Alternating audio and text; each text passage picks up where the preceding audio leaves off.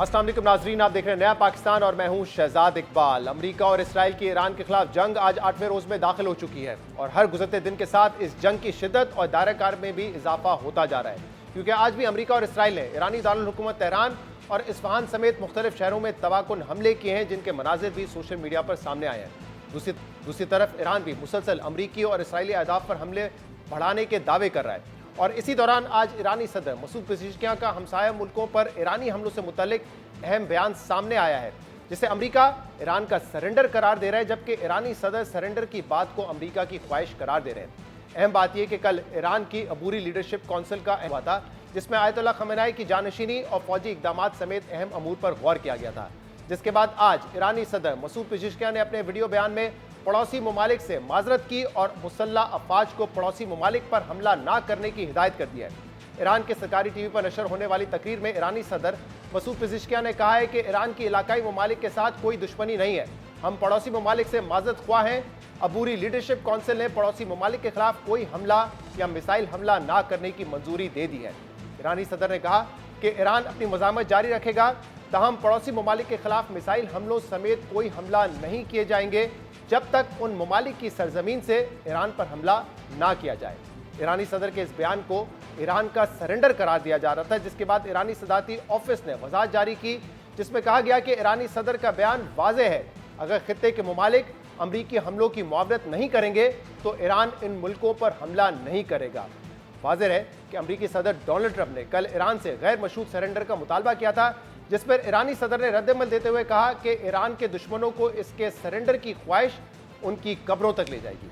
ईरानी सदर की हमसाया मुल्कों से माजरत और मजीद हमले ना करने के बयान और इसकी टाइमिंग को खासी अहमियत दी जा रही है, क्योंकि आज सऊदी वजीर दिफा खालिद बिन सलमान और फील्ड मार्शल आसिम मुनीर की मुलाकात की खबर सामने आई थी, जिससे मुतल्लिक सऊदी वजीर दिफा ने एक्स पर लिखा कि हमने सऊदी अरब पर ईरान के हमलों और उन्हें रोकने के लिए हमारे मुश्तरका स्ट्रेटेजिक दिफाई मुआहदे के तहत ज़रूरी इकदाम पर तबादला ख्याल किया।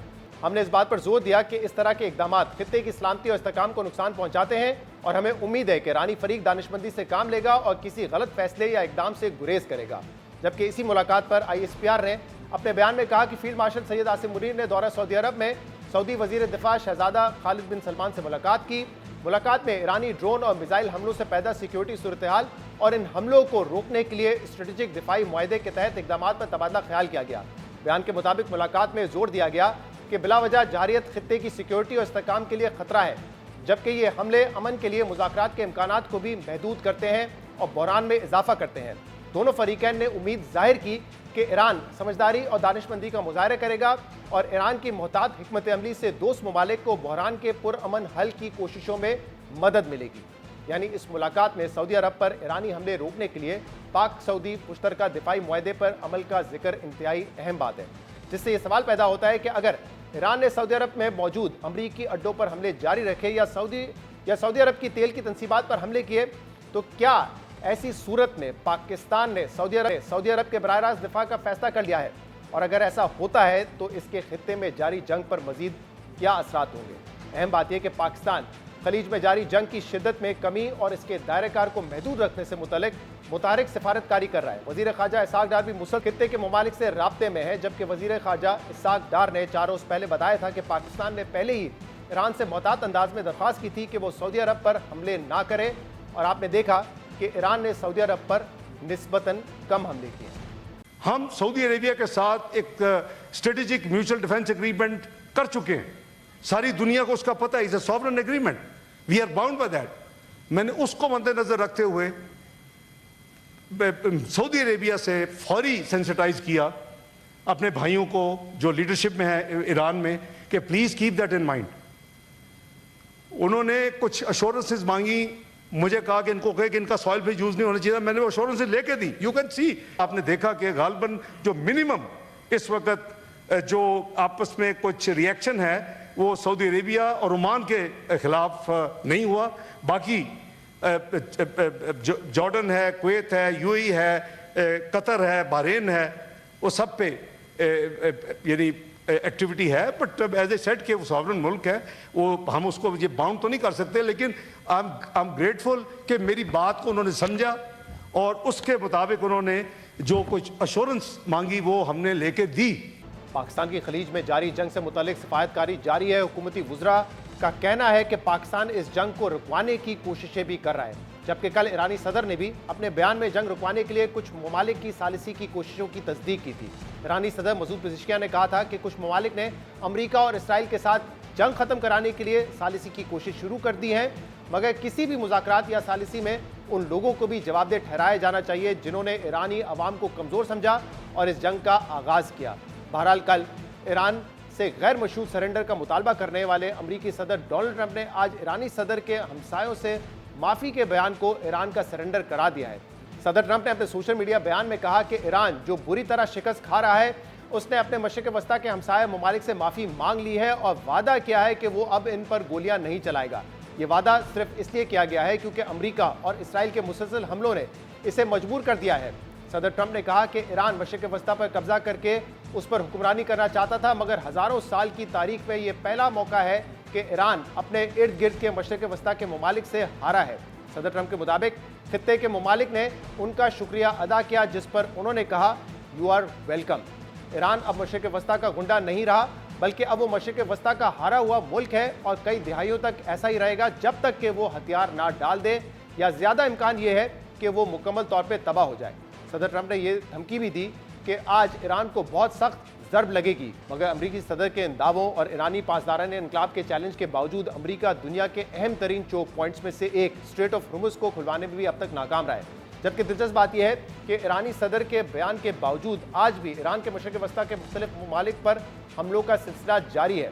CNN के मुताबिक हफ्ते को सऊदी अरब, कतर, बहरीन और मुत्तहदा अरब अमारात पर ड्रोन्स और मिसाइल हमले जारी रहे, जिसमें दुबई एयरपोर्ट पर होने वाला खतरनाक ड्रोन हमला भी शामिल है। दुबई एयरपोर्ट पर इस हमले के बाद कुछ घंटों तक फ्लाइट ऑपरेशन मुअत्तल रहा, मगर अब फ्लाइट्स दोबारा बहाल कर दी गई हैं। खलीजी ममालिक पर बढ़ते हमलों के पेश नज़र अरब लीग का हंगामी इजलास भी कल तलब कर लिया गया है। दूसरी जानिब अमरीका और इसराइल के ईरान पर बेदरीग हमले जारी हैं। इसराइली फौज के मुताबिक इसके 80 लड़ाका तैयारों ने पिछली रात ईरान पर 230 बम गिराए हैं। ईरानी सिक्योरिटी अहदेदार के मुताबिक अमरीका और इसराइल तैयारों ने अस्फहान समेत 7 दीगर शहरों को निशाना बनाया है, जिसमें 8 अफराद शहीद हुए। अमरीकी सेंट्रल कमांड का कहना है कि पिछले हफ्ते से जारी जंग में अमरीका अब तक ईरान पर 3000 से ज्यादा अहदाफ को निशाना बना चुका है, जहां अब तक 1332 अफराद शहीद हो चुके हैं, जबकि लबनान में इसराइली हमलों में 217 से जायद अफराद शहीद हुए हैं। और तशवीश की बात यह है कि वैसे तो अमरीका और इसराइल ईरान में फौजी तंसीबात को निशाना बनाने के दावे कर रहा है, मगर CNN ने अपनी तहकीकाती रिपोर्ट में दावा किया है कि इन हमलों में अस्पतालों, स्कूल्स और जिम्स को भी निशाना बनाया जा रहा है। ये जंग मजीद कितना अरसा तवील रहेगी, इस जंग का इख्तिताम कैसे हो सकता है, क्या सालिस कोई किरदार अदा कर सकते हैं, इन तमाम मौज़ूआत पर बात करने के लिए हमने दावत दी है डॉक्टर आदिल नजम साहब को, माहिर बैनुल अक़वामी अमूर के और डीन है बॉस्टन यूनिवर्सिटी के। डॉक्टर आदिल साहब, बहुत बहुत शुक्रिया, आपने हमें ज्वाइन किया। जब इसराइल और अमरीका ने ईरान पर हमला किया तो 2-3 अहदाफ का उन्होंने जिक्र किया था। एक तो ये था कि जो न्यूक्लियर प्रोग्राम है और बैलिस्टिक मिसाइल प्रोग्राम है उसको तबाह करना है, और फिर साथ साथ इस ख्वाहिश का भी इज़हार किया कि ईरान में रजीम चेंज होनी चाहिए। लेकिन अब आपको क्या मकासद नजर आ रहे हैं अमरीका के? क्योंकि जिस तरह की बमबारी वो कर रहे हैं, ऐसा लगता है कि मुकम्मल तौर पर तेहरान को, मुख्तलिफ शहरों को तबाह करना चाहते हैं, और कहा भी जा रहा है उनकी तरफ से कि ईरान की जो भी हमला करने की सलाहियत है उसको मुकम्मल तौर पे तबाह करना चाह रहे हैं। क्या एग्जैक्टली अब हासिल करना चाह रहा है अमेरिका यहाँ पर? बहुत शुक्रिया शहजाद। देखें, किसी भी जंग में हदफ जो होता है वो बड़ी इंपॉर्टेंट चीज़ होता है, क्योंकि उस पर आपकी सारी प्लानिंग होती है, उसमें आपका एनालिसिस होता है। और शुरू में जो है हमने सुना कि जनाब इसका हदफ ये है कि न्यूक्लियर डील होनी चाहिए, लेकिन वो तो हमारे पास पहले थी, लेकिन हमने ना की। फिर हमने सुनना शुरू किया कि जनाब नहीं, असली हदफ जो था वो तो रजीम चेंज थी। गुफ्तगू में ये बात जाहिर है कि शुरू से और अभी तक जो हदफ है वो ये है कि इसराइल की जो रिक्वेस्ट हैं, डिमांड्स हैं, बल्कि डोनाल्ड ट्रंप पे, ये उसकी वजह से हुआ था। लेकिन हदफ इसलिए इम्पोर्टेंट हो गया यहाँ अमेरिका में भी और बाकी दुनिया में भी। अब बात ही की जा रही है कि जनाब ये प्लानिंग के बगैर गए थे, हदफ के बगैर गए थे। I think that is too kind on Donald Trump. हदफ जो आपको चेंज होता है वो नज़र आ रहा है, वो इसलिए हो रहा है कि जो हदफ था वो मुकम्मल नहीं हुआ।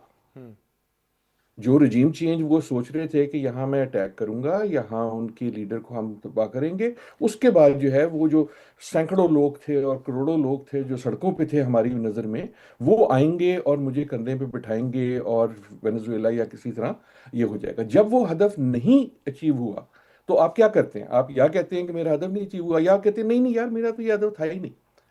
और आप अगर अमेरिकन गुफ्तगू सुने तो पहले उन्होंने कहना शुरू किया कि जी रजीम चेंज है, फिर उन्होंने कहा नहीं नहीं नहीं नहीं यार रजीम चेंज नहीं है। फिर पिछले 3-4 दिनों में आपने हर रिपब्लिकन और डोनाल्ड ट्रंप के साथी से सुनना शुरू कर दिया यार ये तो जंग ही नहीं है, ये तो ऑपरेशन था। राइट, क्योंकि जंग हो तो जंग को खत्म होना होगा। जी। मेरे ख्याल में मेरा डर ये है, और ये डर है सिर्फ ख्याल नहीं है, कि अब हदफ ये हो गया है कि निकलने का कोई रास्ता निकालो। और निकल वो ऐसे तो नहीं सकते कि अच्छा यार गलती हो गई तो चलो वापस चलते हैं। हम्म। और खसूसन डोनाल्ड ट्रंप जैसे थिन स्किन जो हैं, वो ही विल नीड समथिंग कि देखो मैं जीत गया हूं अब मैं निकल रहा हूं। एंड आप पिछले 3-4 दिन से सुन रहे हैं हैक्सेट से भी और डोनाल्ड ट्रंप से भी कि तुमने तो अभी देखा ही नहीं है कि मैं क्या कर सकता हूं, हमारे पास तो अभी वो चीजें हैं जो तुमने सोची भी नहीं है। और मुझे डर यही है कि वो चीज़ें जो नहीं सोची जा सकती या जो आप रूल्स ऑफ वॉर कह लें या बेसिक डिग्निटी कह लें उसके खिलाफ थी, मसलन शहरों को तबाह करना वगैरह, सम ग्रेट जिसको कहते हैं ना वो करके कोई ऐसी चीज करके then you can declare they can declare कि अच्छा यार अब हम जो हैं जा रहे हैं because we have achieved our target. और वो टारगेट वो तब तक चेंज होता रहेगा, हदफ तब तक चेंज रहता रहेगा जब तक कोई उनको ऐसा हदफ ना मिल जाए जिसको वो कह सके job done, victory, I am going home. तो आदिल साहब, आप कह रहे हैं कि अमेरिका और इसराइल अब यहाँ से निकलना चाहते हैं, यानी कि एक एग्जिट ना स्ट्रेटजी ना उनको ना ना, चाहिए। सॉरी सॉरी सॉरी सॉरी जी जी। सॉरी सॉरी इजाज़त दीजिए, अमेरिका निकलना चाहता है, इसराइल ओके, बिल्कुल नहीं निकलना ठीक है। मुझे चाहता। लग रहा था जब इसराइल मैंने का ये कहा गोल कि ये है कि अमेरिका रहे। ठीक है, सही है। आप ये कह रहे हैं कि अमेरिका निकलना चाहता है, लेकिन मुझे एक बात बताइएगा, एक ऑल्टरनेट पॉइंट ऑफ व्यू भी ये है कि शायद जो हमने प्रोफेसी सुनी है पहले, बिब्लिकल प्रोफेसीज, और फिर इस तरह की बातें कि ग्रेटर इसराइल कभी ना कभी तो बनेगा, ये उनका हदफ है, और जिस तरह की अब हम देख रहे हैं कि इसको एक मजहबी रंग भी दिया जा रहा है। आपने देखा होगा डोनाल्ड ट्रंप बैठे हुए अपने ओवल ऑफिस में और तमाम इर्द गिर्द उनके गिर्द दुआएं कर रहे हैं। तो क्या वाकई अब इसराइल वो वक्त आ गया जब इसराइल इस खत्ते के कई ममालिक पे काबिज होना चाहता है, हमला करना चाहता है? क्योंकि जिस तरीके से इस जंग के बाद, यानी कि जब अटैक किया ईरान के ऊपर, तो गल्फ कंट्रीज भी आमने सामने आ गए, ईरान और गल्फ कंट्रीज आमने सामने आए, तो उससे बहुत से लोग ये भी प्रिडिक्ट करें कि शायद ये वो वक्त आ गया है। आप क्या कहेंगे इसके ऊपर? हाँ नहीं नहीं, मेरे ख्याल में बिल्कुल आप दुरुस्त सर, मैं मेरी अपॉलॉजी कि आई पाउंस्ड ऑन यू आपके सवाल के बीच में, लेकिन जो आप सवाल पूछ रहे हैं इसीलिए मैंने पाउंस किया था कि इसराइल का हदफ ये नहीं है कि निकले। ट्रंप का हदफ जो है वो इज्जत बचाओ और अपनी विक्ट्री डिक्लेयर करो। इसराइल का हदफ जो है, और मेरे ख्याल में इसराइल बेसिकली विनर हो चुका है अब इस जंग का। और इसराइल ने एक तरह से, इसराइली नेतन्याहू ने एक मास्टर स्ट्रोक, एक मास्टर स्ट्रैटेजी की है वो, कि जो मेरे ख्याल में शायद वो भी नहीं सोच सकता था। और बड़ी खबर सिर्फ ये नहीं है कि ईरान में क्या हुआ और खamenei साहब को किस तरह असैसिनेट किया गया। बड़ी खबर ये है कि जो उससे बड़ी ख्वाहिश थी नेतन्याहू की और इसराइल की पिछली तकरीबन 60 साल से, वो पूरी हो गई, विच वॉज के खित्ते को आपस में लड़ा दो। देखिए शायद मैं बार बार आजकल ये बात कर रहा हूँ, आप सोचें कि इसराइल के लिए अगर उनकी तरफ से सोचें, उनका आर्गुमेंट क्या है? उनका आर्गुमेंट ये है कि हम एक छोटा सा मुल्क है, हमारे इर्द गिर्द सारे हमारे दुश्मन हैं, और ये सदियों से हमारे दुश्मन हैं, और ये सारे मिलके जो है ना हमें तबाह करने पे तुले हैं, और इन्होंने पहले भी ऐसा किया।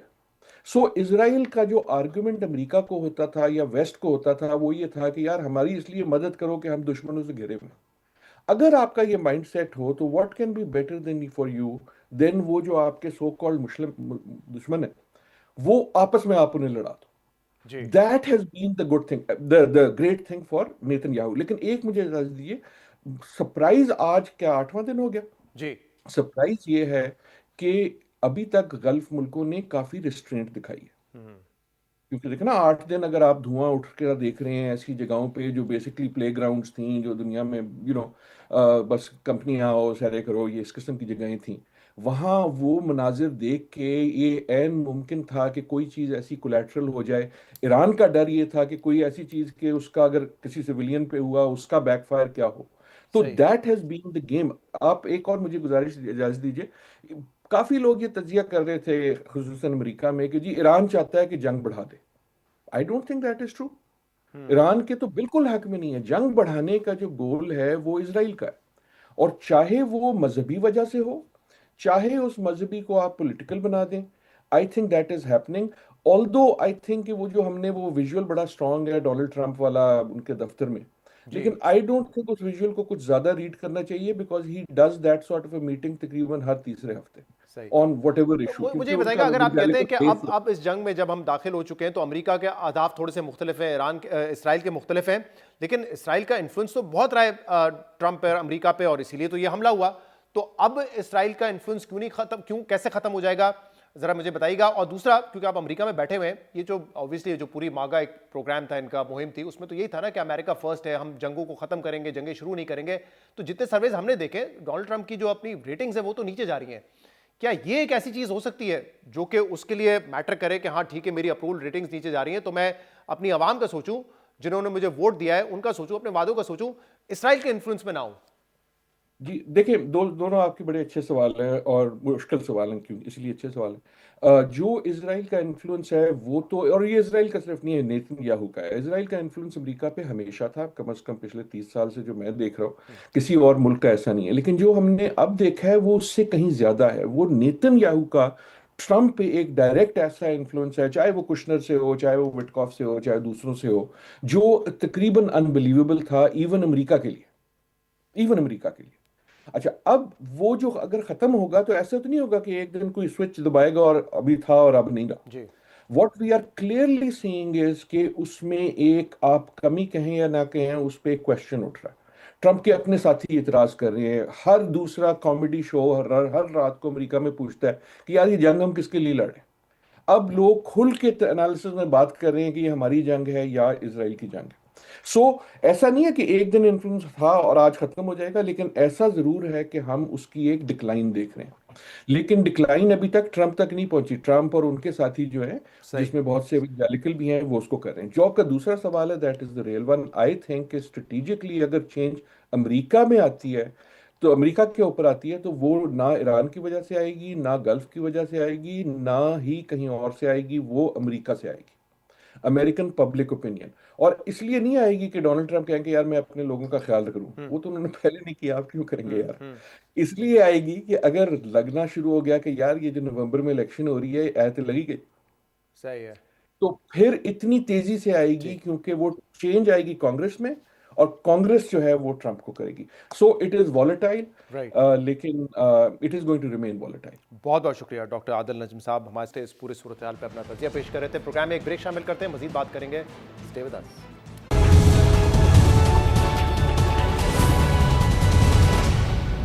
Welcome back. अमेरिका और इसराइल के ईरान के खिलाफ जंग और स्ट्रेट ऑफ हॉर्मुज़ की बंदिश की वजह से जिन माशी चैलेंजेस के खदशात का इजहार किया जा रहा था, उसके असरात कल पेट्रोल और डीजल की कीमत में इजाफे की सूरत में मईशत और बिलखसूस आवाम पर पड़ना शुरू हो गए हैं।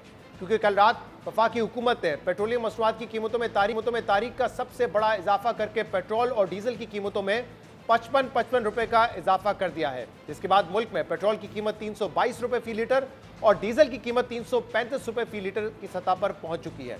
जबकि पेट्रोल और डीजल की कीमतों में तारीखी इजाफे के बाद हुकूमत ने आज मट्टी के तेल में 130 रुपए फी लीटर और जेट फ्यूल में 154 रुपए फी लीटर का इजाफा भी कर दिया है, जिसकी वजह हुकूमती वज़रा की जानिब से मशरिक़ वस्ता में जारी जंग को करार दिया जा रहा है। अहम बात यह कि जहां पेट्रोल की कीमतों में इजाफे के इस फैसले से अवाम पर महंगाई का बोझ बढ़ेगा, वहीं इस फैसले पर सवाल हो रहा है कि अगर मुल्क में तेल के 25 दिन के ज़खायर पहले ही मौजूद थे, तो फिर फौरी तौर पर और इतना भारी बोझ अवाम पर क्यों डाला गया। इस सवाल के जवाब में वफाकी वजीर पेट्रोलियम अली परवेज मलिक ने कहा कि बोझ मुंतकिल करने का मकसद स्मगलिंग को रोकना है, जबकि कल हमारे प्रोग्राम में वजीर खजाना के मुशीर खुर्रम शहजाद ने कहा था कि कीमतें बढ़ाने और कीमतों में हफ्तावार रद्दोबदल का मकसद जखीरा अंदोजी की हौसला शिकनी कर रहे हैं। जब ये आपको एस्केलेशन नजर आ रही थी तो अपने ज़खायर को 28, 29, 30 दिन के ऊपर बिल्ड कर लिया था। आप उसको कीमतों को एडजस्ट नहीं करते और बरकरार रखते हुए आप इस सारे सिस्टम को मैनेज करने की कोशिश करेंगे, तो ये रैशन करने की कोशिश करेंगे, तो ये सारी प्रोडक्ट पिल्फर होके अफगानिस्तान में और बाकी ममालिक में स्मगल हो जाएगी। जो ऑयल है उसके हमारे पास सफिशिएंट रिजर्व्स हैं, उसका इतना बड़ा इशू नहीं होगा। एटलीस्ट मार्च तक के हमारे पास रिजर्व्स अवेलेबल हैं। प्राइसिंग में तो आपको कॉम्प्रोमाइज़ कर नहीं सकते। अभी पूरी दुनिया की है कि जी प्राइस पास ऑन होगी, हमारे यहाँ भी प्राइस पास ऑन होगी। अब इसमें एक ऑप्शन ये है कि 15 दिन की जगह आप जल्दी पास ऑन करें, क्योंकि होर्डिंग का मसला होता है आपके यहाँ, ज़खीरादोज़ी शुरू कर देते हैं। जी बिल्कुल, और दूसरी बात ये स्मगलिंग हो जाती है। हुकूमत आलमी मंडी में तेल की कीमतों में इजाफे के बाद मुल्क में पेट्रोलियम मसनूआत की कीमतें बढ़ाने की तावीलें पेश कर रही है, लेकिन अहम बात यह है कि हुकूमत ने पेट्रोलियम मसनूआत की कीमतों में इजाफे का बोझ अवाम पर ऐसे वक्त में डाला है जब रमजान मुबारक के महीने में महंगाई पहले ही बहुत ज्यादा है और ईद उल फितर सर पर है। जबकि ये सवाल भी अहम है कि हुकूमत मुश्किल फैसलों का बोझ कब तक सिर्फ अवाम पर मुंतकिल करते रहेगी और हुकूमत के जो शाना अखराजात में कमी के दावे हैं वो कब जाकर पूरे होंगे।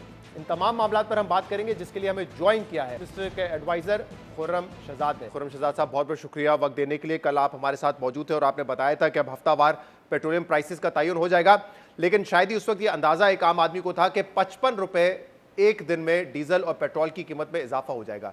अब सवाल यह है कि ऑब्वियसली इंटरनेशनल मार्केट से हमारे पेट्रोल और डीजल की जो प्रोडक्ट्स है वो लिंक्ड है, तो वहाँ पे प्राइस बढ़ेगी, यहाँ पे भी बढ़ेगी। लेकिन सवाल ये किया जा रहा है कि अगर अली परवेज मलिक साहब कह रहे थे कि 25 दिन का स्टॉक हमारे पास पहले का मौजूद है और ऑब्वियसली वो जो 37% का इजाफा पेट्रोल या 70% का इजाफा डीजल में हुआ है वो उससे पहले का हमने खरीदा हुआ है, तो फिर जब वो स्टॉक मौजूद था तो इस स्टॉक पे इतनी प्राइस बढ़ाने की क्या जरूरत थी? आवाम को थोड़ा सा रिलीफ क्यों नहीं दिया जा सकता था? बहुत शुक्रिया शहजाद मुझे बुलाने के लिए दोबारा से। देखिए, कल हमने डिस्कस किया था कि प्राइस मैकेनिज्म जो है वो पास ऑन का है, पास थ्रू का है, यानी कि ये नहीं हो सकता कि आप प्राइस रोक के रखेंगे, सब्सिडाइज करेंगे, फिर कर्जे लेंगे, उसको आप जो है फिर फंड करेंगे और फिर इवेंचुअली आप फिर IMF प्रोग्राम में जाएं और फिर दोबारा आपको जो है वो टैक्सेस। और अब तो IMF ये सब्सिडी देने भी नहीं देगा। एब्सोल्युटली नहीं, वो दे या ना दे, ये एक्चुअली हमारे इकोनॉमिक्स के लिए ठीक नहीं है। देखिए, पॉलिटिकल डिसीजंस बहुत जो है हमने किए हैं ओवर द लास्ट 40 ईयर्स, जिसका हमने खमियाजा भुगत रहे हैं। अब इकोनॉमिक डिसीजन सही होने चाहिए। देखें, मैं आपको थोड़ा सा ये एक्सप्लेन करता हूँ प्राइस मैकेनिज्म में क्या होता है। आपके जो है प्राइसेस जब बढ़ती हैं तो इंटरनेशनल प्राइसेस बढ़ी हैं, आपके पास स्टॉक रखा हुआ है, ठीक है, और वो स्टॉक आपको मैंडेटरी भी है कि जी 20 दिन का स्टॉक आपको रखना ही रखना है, नहीं रखना है। इसका मतलब क्या हुआ कि उस 20 दिन के साथ मेरा जो रिजर्व जो मेरा स्टॉक आता जा रहा है, यानी कि 1 लीटर अगर मैं बेच रहा हूँ और 1 लीटर मेरे उस 20 दिन के स्टॉक में शॉर्ट हो रहा है तो मुझे वो भी पूरा करना है। ओगरा जो कि रेगुलेटरी अथॉरिटी है ऑयल एंड गैस की, वो ये कहती है सारी ऑयल मार्केटिंग कंपनीज को, ये जो जितनी भी रिटेल आउटलेट्स होती हैं जो पेट्रोल और डीजल बेचती हैं, कि आपको 20 दिन का स्टॉक रखना है अपने पास, कुछ भी हो जाए।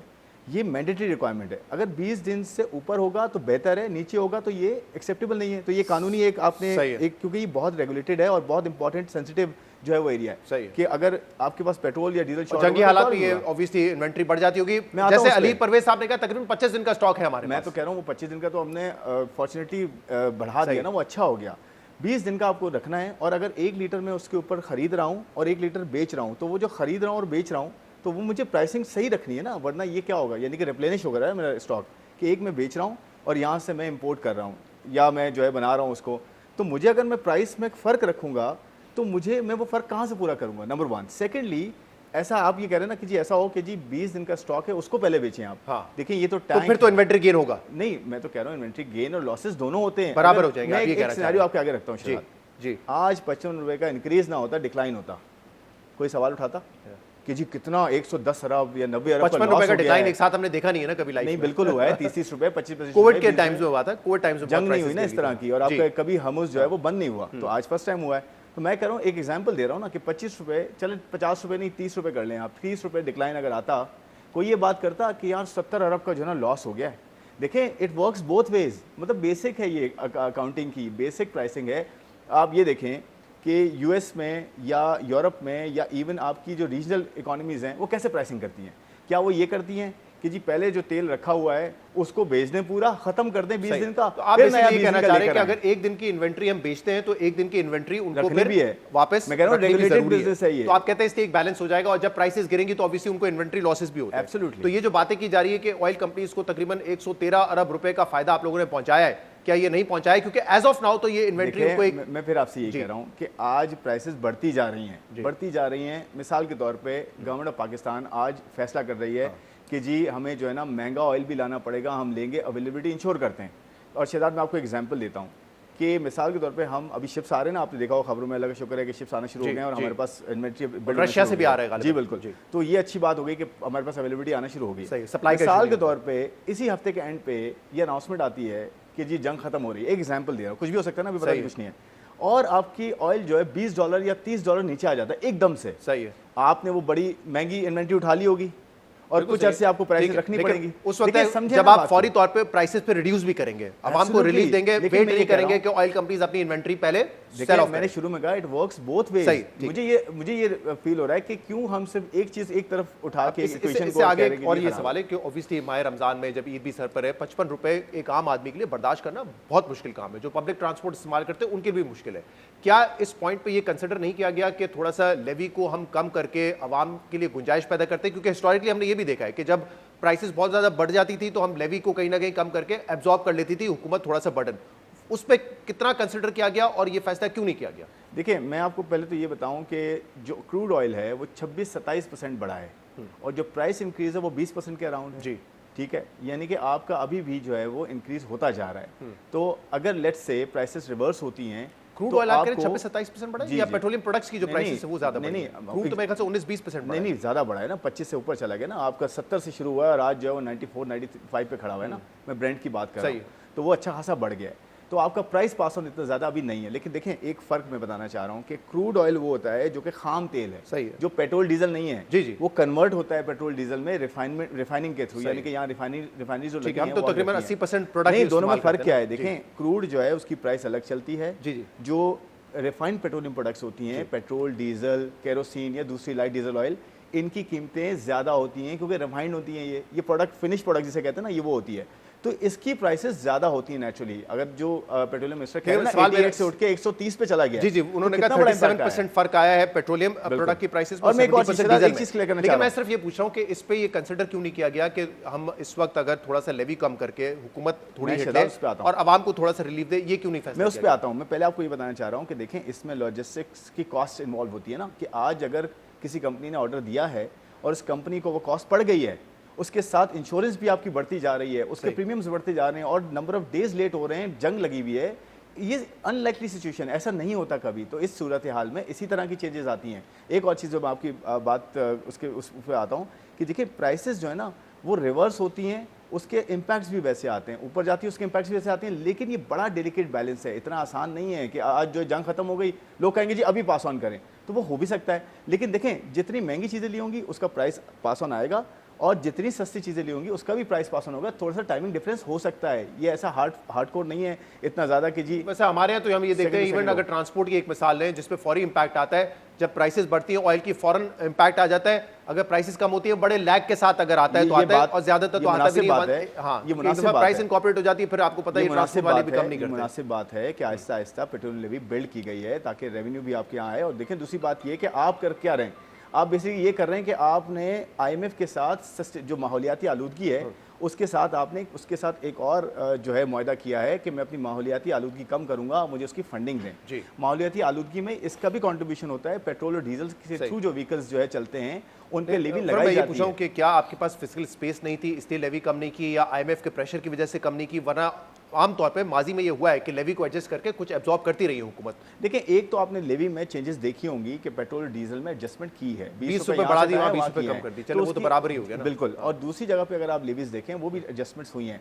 लेकिन देखें अभी तो शुरुआत है ना, मिसाल के तौर पे आगे जाते हुए अगर आप गवर्नमेंट को लगता है कि जी आगे जाते हुए प्राइसेस नीचे आ ही नहीं रही, तो डेफिनेटली कहीं ना कहीं कोई ना कोई कंसिडरेशन हो सकती है। लेकिन इस पॉइंट पे ये कमिट करना कि जी अभी जो है आप लेवी आदी कर दें, आगे जाके आपको प्राइसेस और डबल हो गई, अल्लाह ना करे वॉर जो चलती रही, तो फिर आप क्या करेंगे? देखें आप देखें मैं कहना क्या चाह रहा हूँ, आज अगर आप ना बढ़ाएं 55 रुपये, मेरा एक पॉइंट सुनिएगा, 55 रुपये आप ना बढ़ाएं, आपको मैंने कल कहा था कि $10 का इम्पैक्ट पड़ता है $1.5 अरब सालाना। जी। आपका इस वक्त जो करंट अकाउंट डेफिसिट है वो 1 अरब 1.1 बिलियन पे है। क्या आप अफोर्ड कर सकते हैं 3-4-5 बिलियन डॉलर आपके रिजर्व्स उड़ जाएं यहाँ से, आपके कर्जे भी खड़े हुए हैं, तो ये इम्पैक्ट किस पे आएगा? ये आवाम पे आएगा, टैक्सेस की सूरत में। उसके लिए तो आपने ये कहा था कि कंजर्वेशन की तरफ हमें जाना होगा, क्योंकि अगर प्राइसेस बढ़ेंगी तो हमारा करंट अकाउंट डेफिसिट तो बढ़ेगा ही। लेकिन कल इस हवाले से कोई पॉलिसी हमारे सामने नहीं आई है कि क्या वर्क फ्रॉम होम सरकारी या प्राइवेट के लिए आप 4 दिन कर रहे हैं, स्कूलें बंद कर रहे हैं और कोई मेजर्स ले रहे हैं, इस हवाले से कोई फैसले क्यों? आपने देखा होगा कि प्रोविंशियल जो गवर्नमेंट्स हैं उन्होंने ऐसा ऐसा चीज़ शुरू की है, KP ने शुरू की है, बाकी गवर्नमेंट शुरू करेंगी प्रोविंशियल गवर्नमेंट्स। लेकिन आपको ये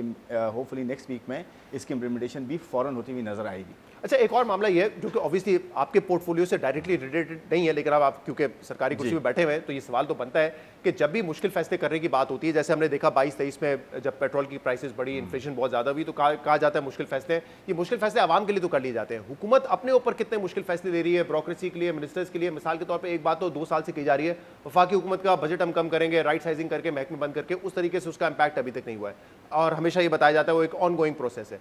दूसरा मैं आपको मिसाल देता हूं, अभी जैसे पंजाब में आपने देखा होगा कि मिनिस्टर्स के लिए, ब्यूरोक्रेट्स के लिए नई फ्लीट ही है। हमारे यहाँ चीफ सेक्रेटरी जो है वो 4700 सीसी की एक गाड़ी लगता है और इसके अलावा दूसरी गाड़ियां हैं। मैं अभी पढ़ रहा था हरियाणा में जो चीफ सेक्रेटरी है वो इंडियन 14 लाख रुपए की गाड़ी रखता है, जो शायद आज 18-20 लाख की होगी, पाकिस्तान की आप 60 लाख रुपए लगा लें। लेकिन 4000 सीसी गाड़ी रखना, 4700 सीसी गाड़ी रखना वहां कॉन्सेप्ट नहीं है। तो हम इस ऑस्टेरिटी की तरफ क्यों नहीं आते? हम पहली कुर्बानी आवाम से क्यों मांगते हैं? पहली कुर्बानी जो सरकारी मुलाजिम होते हैं उनसे क्यों नहीं लेते? क्योंकि मसला ये कि आवाम 55 रुपए अपने तो ज्यादा देगी, लेकिन जिनको आपने 800 लीटर, 1000 लीटर, 500 लीटर मुफ्त पेट्रोल दिया हुआ है, उस पर भी एक टैक्स पेयर 55 रुपए ज्यादा दे रहा होगा ना उनके लिए। जी मैं आपको बताता हूँ, देखिए पहली बात तो ये है कि ये एंड और डिस्कशन नहीं है, ठीक है, ये एंड डिस्कशन है। ये नहीं है कि जी यहाँ पे ऑस्टेरिटी आप नहीं कर रहे तो ये क्यों बढ़ा रहे हैं। ये प्राइसिंग सही होनी है, ये प्राइसिंग देनी है। अग्रीड बिल्कुल सही आपको बिजली की प्राइस भी सही देनी है। ठीक ये अलग बात है कि बिजली की प्राइसेस के जो उसके कंपोनेंट्स हैं उसके अंदर बहुत ज़्यादा लॉसेस का फैक्टर्स था, वो कम करना है, सर्कुलर डेट कम करना है, बिल्कुल सही बात है। आपको नहीं लगता पीआईए एक अच्छी प्राइवेटाइजेशन हुई है, 50 अरब का लॉस कम हुआ है, आगे जाते प्राइवेटाइजेशन का मोमेंटम शुरू हो गया, ये रिफॉर्म्स नहीं है? आपको नहीं लगता एसओई से रिलेटेड जो नए बोर्ड्स लगाए गए हैं, 24 कंपनियां उठा के प्राइवेटाइजेशन को दी गई हैं कि जी आप प्राइवेटाइज करें, आगे लेके चलें, उसमें डिस्कोस का नया बैच आ रहा है, प्लीज लिसन टू मी। आपने पूरी एक बात की ना, मुझे आप मौका दें। दूसरी बात, आपको ये नहीं लगता कि एनर्जी के अंदर जो है 3 पास ऑन किए गए हैं, प्राइस कट्स पास ऑन किए गए हैं, 60 रुपए से उठ के 38 रुपए से उठ के 34 पे उठ के 22 रुपए पे जो है प्राइस एडिशनल कंजप्शन की आई है, इसमें ये कोई इशू नहीं है। एक और चीज सवाल ये कर रहा हूं कि क्योंकि ऑब्वियसली हुकूमत को एक पॉलिटिकल इकोनॉमी भी देखनी है ना, एक सवाल मेरा सिर्फ ये है कि अगर हाँ ऑप्टिक्स सिंबॉलिकली बड़ा इंपॉर्टेंट है कि कुर्बानी, पैसे शायद आप ज्यादा ना बचाएं, लेकिन जब आप आवाम से कुर्बानी मांगते हैं तो या ये फैसले नहीं हो सकते थे कि जितने मिनिस्टर्स, ब्यूरोक्रेट्स, जजेस और जो भी पब्लिक सर्वेंट्स हैं सबके आप पेट्रोल के अलाउंसेस जो है वो आधे कर दें? ठीक है, 800 लीटर पेट्रोल 400 लीटर कर दें, 500 250 कर दें, ये शुरुआत इससे करते हैं ना। देखें ये प्रॉब्लम क्या होती है, प्रॉब्लम ये होती है, एक अगर आप थोड़ा सा पेट्रोल किसी का कम कर देंगे ना, या किसी को सफर पे नहीं भेजेंगे तो उसके ऑप्टिक्स बड़े अच्छे क्रिएट हो जाएंगे, लेकिन इंपैक्ट नहीं आएगा। आई एग्री, इंपैक्ट जो मैं आपसे बात कर रहा हूं एनर्जी की, प्राइवेटाइजेशन की, आई एग्री। मैं तो आपके इस फैसले ने जो किया ये तो ऑब्वियसली आपका एक दुरुस्त फैसला था। अब ये नहीं हो सकता हुकूमत इतनी बड़ी सब्सिडी देती रहे। मैं कह रहा हूं कि सिंबॉलिकली इसलिए इंपॉर्टेंट है लोगों को ये बताना कि यार कुर्बानी हम भी दे रहे हैं। आप बिल्कुल सही कह रहे हैं, मुश्किल फैसले की कुर्बानी सिर्फ आवाम से नहीं ली जा रही है, ये सिंबॉलिकली इंपॉर्टेंट है। ये मुनासिब बात है, मैं इस पर डिसएग्री नहीं कर रहा, मैं सिर्फ ये कह रहा हूं कि देखें रिफॉर्म्स अपनी जगह चल रहे हैं और वो चलने हैं, उस पर कोई कॉम्प्रोमाइज नहीं होना चाहिए कि जी पेट्रोल आप क्यों बढ़ा रहे हैं तो वो कर लें। ये एंड है, ये एंड और नहीं है कि ये ना करें ये कर लें। मैं ये कहना चाह रहा हूं कि प्राइसेस भी सही होनी चाहिए, मार्केट ड्रिवन होनी चाहिए, अपनी जो है रिफॉर्म्स भी होनी चाहिए जगह पे सस्टेन। देखिए मैं ये कहना चाह रहा हूँ कि आज जो 55 रुपये की बात हो रही है ना, coming back to this point कि जी आज आप 55 रुपये आपने बढ़ा दिए हैं, आपने इनको फ़ायदा दे दिया हो। देखिए अगर ना बढ़ाते तो उसके क्या इम्पैक्ट्स होते? आपका कंट्री बैंकरप्ट दोबारा, इतनी मुश्किल से स्टेबिलिटी आपने अचीव की है, इतनी मुश्किल से आपने इन्वेस्टर कॉन्फिडेंस अचीव किया है, इतनी मुश्किल से आपने रेटिंग्स का कॉन्फिडेंस अचीव किया है, मल्टीलैटरल्स का कॉन्फिडेंस अचीव किया है, आपने लोकल, आप देखें आपकी कम्युनिटी का कॉन्फिडेंस अचीव किया है। ठीक है, एक डायरेक्शन एंड पे इत्तेफाक करें। मैं सिर्फ कह रहा हूं ये वाला एंड तो कर दिया, दूसरा वाला एंड भी कर रहे हैं ना। मैं वही कह रहा हूं, मैं कह रहा हूं वो चीज़ ऑन ट्रैक है, लेकिन उसकी स्पीड पे हम बात कर सकते हैं, पेस पे बात कर सकते हैं, वो बढ़ानी चाहिए, बिल्कुल उसमें इंप्रूवमेंट होनी चाहिए। बहुत बहुत शुक्रिया खुर्रम शहजाद साहब हमारे साथ मौजूद। ब्रेक शामिल करते हैं, मजीद बात करेंगे। Stay with us.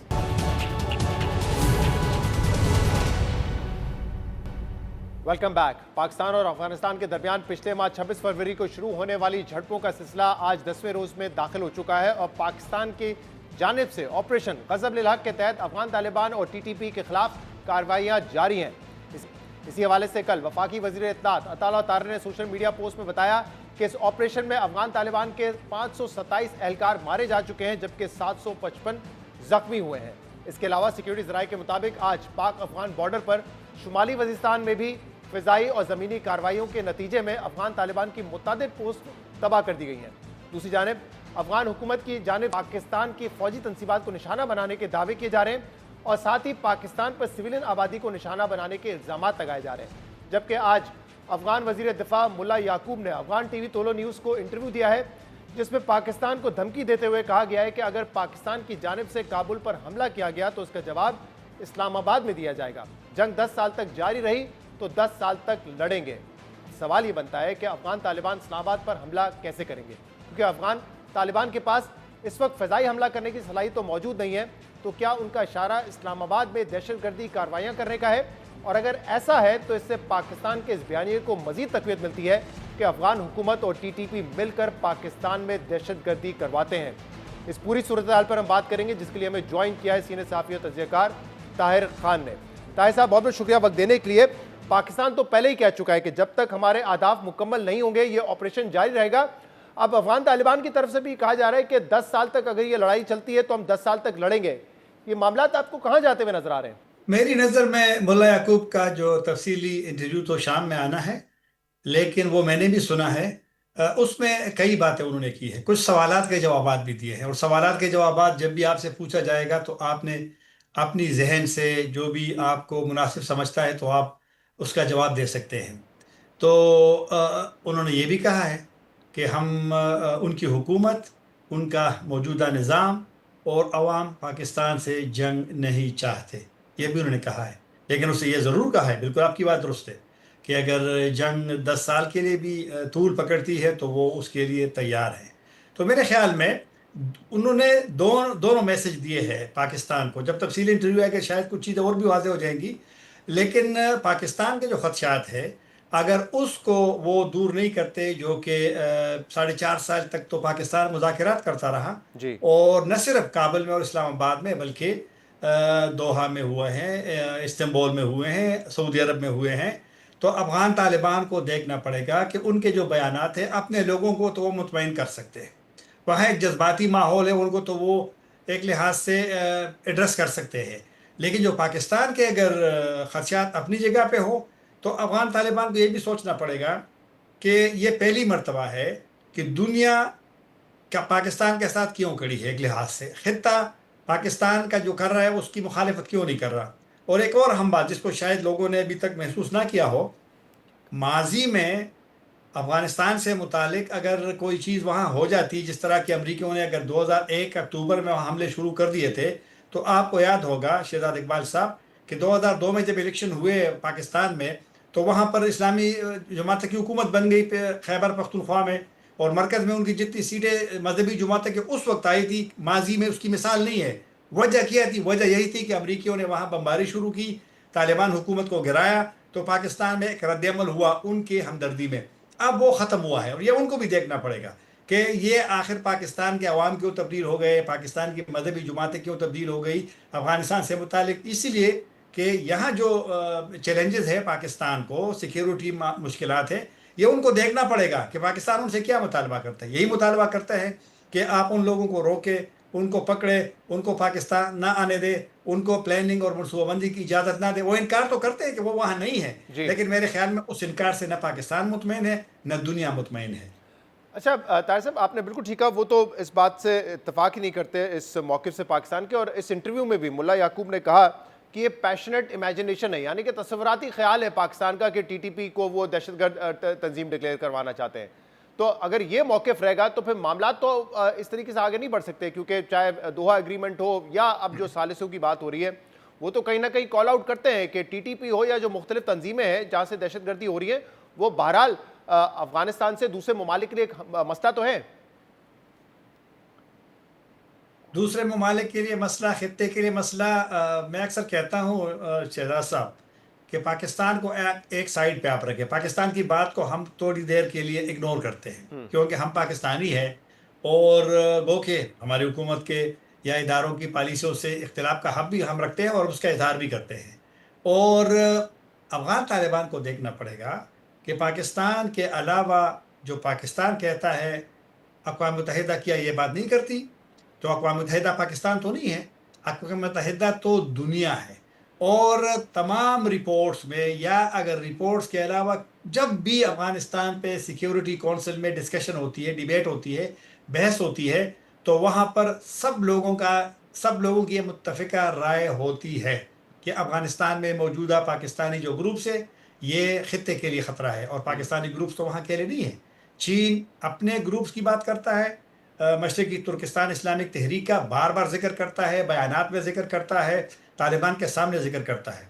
और उज़्बेकिस्तान उनके जो मुखालिफिन है, उज़्बेकिस्तान इस्लामिक मूवमेंट की बात करता है, ताजिकिस्तान वाले जो अंसारुल्लाह है उनकी वो बात करते हैं। इसी तरह हर मुल्क अपनी बात करता है, और मेरे ख्याल में आप सबको मिल करके टीटीपी समेत दीगर ग्रुप समेत आप उसको डिनाई नहीं कर सकते। अफ़गान तालिबान को देखना पड़ेगा कि आया अब भी वो एक ग्रुप है जिस तरह की 20 साल तक वो लड़ते रहे, या अब वो हुकूमत में है। हुकूमत में जब आप होते हैं 4 करोड़ की लोगों पे हुकूमत करते हैं, 34 सूबे हैं, 6 ममालिक से आपकी सरहदें हैं, दुनिया से आपने इंगेज करना है। रूस भी तालिबान से नाराज, रूस का भी बयान आया था ना, रूस ने तालिबान को तस्लीम किया है ना, तो अच्छे मरासिम भी है, सफारत खाना भी उनके हवाले किया है। तो रूस ने क्यों ये कहा कि वहाँ पर तंजीमें मौजूद है और जी। ख़तरा है, ये है। लिहाजा तालिबान को देखना पड़ेगा कि ये इस तरह तो दुनिया से उनकी इंगेजमेंट नहीं चल सकती। सही। आप क्योंकि ऑब्वियसली अफगानिस्तान के मामलात को बहुत बेहतर तरीके से जानते हैं, जब वो ये कहते हैं कि पाकिस्तान का ये कहना है कि हम टीटीपी को दहशतगर्द ऑर्गेनाइजेशन लेबल कर दें, तो ये एक तस्वुराती ख्याल उनका हो सकता है। ये वो क्यों कहते हैं, मसला क्या है? क्योंकि अफगानिस्तान से भी ऐसी वॉइसेस आती है ना ताहिर साहब, जो कहते हैं कि अभी हमने 20 साल जंग लड़ी है, अब हम एक और लड़ाई में कितने साल और ज़ाया करें। तो क्यों टीटीपी इतना इंपॉर्टेंट है, इतनी एसेंशियल है अफगान तालिबान के लिए? इसमें कई चीज़ें हैं। एक तो चलो एक पुरानी बात होती है, बयानिया है कि वो दोनों एक है और उन्होंने जी। इकट्ठा लड़ा है। जब अफगान तालिबान आए थे 2001 में, जब हमले उन पे हुए, उनकी हुकूमत कोलैप्स कर गई और सही। बॉर्डर उस वक्त खुले थे। तो यहाँ जब वो आए कबायली इलाकों में, उनके लीडरशिप, तो वो पाकिस्तानी तालिबान के मेहमान थे और उन्होंने उनकी मेहमान नवाजी की है। तो एक तो चलो वो सोच तो है, और जाहिर बात है वो है, क्योंकि अफगान तालिबान बार बार कहते हैं, हर वक्त कहते हैं कि हमने इनके साथ मिलकर के लड़ा है। सही है। मसला अफगान तालिबान के लिए ये है, ये तो उसमें तो कोई दो राय नहीं है कि वो उनके खिलाफ एक्शन नहीं ले सकते। अफगान तालिबान से जब हम पूछते हैं, उनकी जहन में ये है कि पाकिस्तानी तालिबान को उनके बकौल कबायली इलाकों में लोगों की हिमायत हासिल है। मेरे ख्याल में ये, इससे हम इख्तिलाफ करते हैं, और इख्तिलाफ इसलिए करते हैं, आपको याद होगा कि खैबर पख्तूनख्वा में जब भी वो पासून के नाम से लोगों के मुजाहरे हुए हैं, बाजवड़ से लेकर के, बाजवड़ के कबायली इलाकों के अलावा भी, मर्दान हो, सवाबी हो, सवात हो, मालाकंड हो, दीर हो, ये कबायली इलाके नहीं है। पूरा शहर निकलता था और वो मैसेज देता था सबको कि हम अपने इलाकों में मज़ीद खुंदरेजी नहीं चाहते। तो ये सपोर्ट वाली बात। दूसरी बात अब ये है, वो पाकिस्तान से कहते हैं कि आप इनके साथ मुज़ाकरात करें। पाकिस्तान की पॉलिसी 2023 से इमरान खान साहब की हुकूमत के बाद तब्दील हुई है। रियासत की पॉलिसी है कि हमने इनके खिलाफ लड़ना है, मुज़ाकरात नहीं करने हैं। सही है। अब अगर रियासत, तालिबान की भी पॉलिसियाँ होती है, तालिबान की अपनी पॉलिसियाँ होती है और वो अपनी पॉलिसियों से पीछे नहीं हटते, तो अफगान तालिबान को भी इदराक करना पड़ेगा कि अगर पाकिस्तान एक मौक़िफ़ पे कायम है, वो आपकी मदद चाहता है, तो लिहाजा अगर आप मदद नहीं करते, तो मेरे ख्याल में पाकिस्तान का जो सब्र वो 4.5 साल 4 साल तक कर, और पहले पाकिस्तान इसलिए मेरे ख्याल में सब्र भी करता था, हालांकि मैं जंग का बिल्कुल भी हामी नहीं जी। हूँ। जंग मसाइल हल नहीं करते, जंग मसाइल पेचीदा बनाते जी। हैं। लेकिन पाकिस्तान पहले, ये जो हमारे दोस्त ममालिक है, फिर ये पड़ोसी ममालिक है, ये अक्सर पाकिस्तान से कहते हैं कि आप तालिबान को इंगेज करें, आप फोर्स का इस्तेमाल ना सही करें, है। और मेरे ख्याल में पाकिस्तान उनकी बात मानता था। अब पाकिस्तान उनसे कहता है, तो यही जो मैंने पहले इशारा किया कि क्यों ईरान, ठीक है, ईरान और सेंट्रल एशिया और तुर्की, सऊदी अरब वगैरह वगैरह सब कहते हैं कि आप मुज़ाकरात से बात करें, आप डिप्लोमेसी इख्तियार करें। पाकिस्तान करता भी है। अब मैंने सुना है कि शायद 1-2 दिनों में तुर्की का वक्त आने वाला है, शायद मलेशिया का वक्त भी आए, इसीलिए। लेकिन पाकिस्तान का अब सबको एक वाज़ेह मौका है। लेकिन ताहिर साहब, ये बात आपने बड़ी इंपॉर्टेंट की, लेकिन इन हालात में क्यों ये बात दुरुस्त है कि मलेशिया के जो वज़ीर आज़म है, उन्होंने पाकिस्तान के वज़ीर आज़म से बात की, अर्दोगान साहब ने बात की वज़ीर आज़म से, लेकिन ये तो पहले भी कहा गया था कि तुर्की का एक हाई प्रोफाइल वफ्द आएगा पाकिस्तान, वो नहीं आया। लेकिन अब आपको लगता है कि इन हालात में वो यहाँ पर आएंगे और बातचीत के जरिए मसले को हल करने की बात हो सकती है? उफूद ने आना है, आपकी बात दुरुस्त है। वो अजरबैजान में जब तुर्की के सदर ने ऐलान किया था, शहबाज शरीफ से मुलाकात के बाद पाकिस्तान ने वेलकम किया है तमाम मीडिएशन को। सही है। लेकिन अब पाकिस्तान का मौक़िफ़ बड़ा क्लियर है। हाँ, तुर्की का डेलीगेशन आने वाला है 1-2 दिनों में, और मलेशिया का भी इम्कान है। आप जब अभी शहबाज शरीफ साहब की और तुर्की के सदर की टेलीफोनिक बात हुई थी, तो आप उनके बयान को देखें जो उस साइड से जारी हुआ, हमारी वाली नहीं, उसमें उन्होंने जंगबंदी का जिक्र किया है। मलेशिया के वज़ीर आज़म का, अनवर इब्राहिम का, शहबाज शरीफ साहब से मुलाकात, उनका बयान आप देखें जो मलेशिया जारी हुआ, उसमें भी जंगबंदी की दरख्वास्त है। वो आएंगे, यही बात करेंगे, और मुमकिन है, मेरे पास कोई वो तस्दीक नहीं है सरकारी, लेकिन मुमकिन है कि इसके पहले कुछ न कुछ हो जाए। वज़ीर दिफा अफगानिस्तान के मुल्ला याकूब ने यह भी कहा है कि अगर अब काबुल पर हमला हुआ तो फिर हम इस्लामाबाद पर हमला करेंगे। अब ये हमें पता है कि अफगानिस्तान की ये कैपेसिटी तो नहीं है कि वो इस्लामाबाद में आके फ़ज़ाई हमले करें, तो क्या उनका इशारा इस तरफ है कि फिर पाकिस्तान में और बिलखसूस इस्लामाबाद में दहशतगर्दी के वाक़यात हो सकते हैं? और अगर ऐसा है उनका मौक़िफ़, तो फिर तो ये पाकिस्तान का जो बयानिया है उसको तो तक़वियत मिलती है ना कि अफगानिस्तान सपोर्ट कर रहा है टीटीपी को। अगर इस मसले पे टीटीपी के मामले पे और दीगर ग्रुप्स के मामले पे ये मामलात अपनी जगह पे रहते हैं, ये हल नहीं होते, तो ये बड़ी बदकिस्मती होगी। और मेरे ख्याल में बहुत हुआ ये। शहजाद इकबाल साहब, आप अगर रिटायर्ड जनरलों से अफ़गानिस्तान की पॉलिसी से मुतालिक पूछे, मैंने यहाँ 3 महीने पहले साबिक जो chairman joint chief of sub committee थे जनरल एहसान, उसको मैंने सुना। वो उन्होंने कहा कि पाकिस्तान की बावजूद इख्तिलाफात के, मुश्किलात के, चैलेंजेस के, पाकिस्तान की पॉलिसी स्ट्रेटेजिक रिस्ट्रेंट की थी, पेशेंस की थी। कभी भी अफगानिस्तान जो भी करता पाकिस्तान ने ये वाला नहीं किया। अगर पाकिस्तान की ये पॉलिसी तब्दील हुई है तो ये वहाँ पर देखना पड़ेगा कि आखिर ये क्यों। हाँ, इख्तिलाफ होता रहा, यूनाइटेड नेशन में हो, रीजनल कॉन्फ्रेंसेस में हो, वो होता रहता है, लेकिन ये किसी ने भी नहीं सोचा था, पाकिस्तान में भी, अफगानिस्तान में भी, कि एक वक्त आएगा कि जब इस तरह के मामलात होंगे जो कि आज हो रहे हैं, उनको भी देखना पड़ेगा। अफगानिस्तान में 45 साल लड़ाइयाँ हुई है। अफगान अवाम को अमन चाहिए, उनको तरक्की चाहिए। वो कभी भी ये नहीं चाहेंगे। तिजारत की जो हालत हो गई है, ठीक है। वहाँ पर भी एक मुश्किल है। और ज़ाहिर बात है, जंग आपको भी मुतासिर करेगा, हमें भी करेगा। ऐसा नहीं है कि बस हम जंग करेंगे और वहाँ पर लोग मुश्किल में होंगे, पाकिस्तान में नहीं होंगे। सही, बहुत बहुत शुक्रिया, बहुत बहुत शुक्रिया। ताहिर खान साहब मौजूद थे। आज के प्रोग्राम में इतना ही। शो से इजाज़त दीजिए। अल्लाह हाफ़िज़।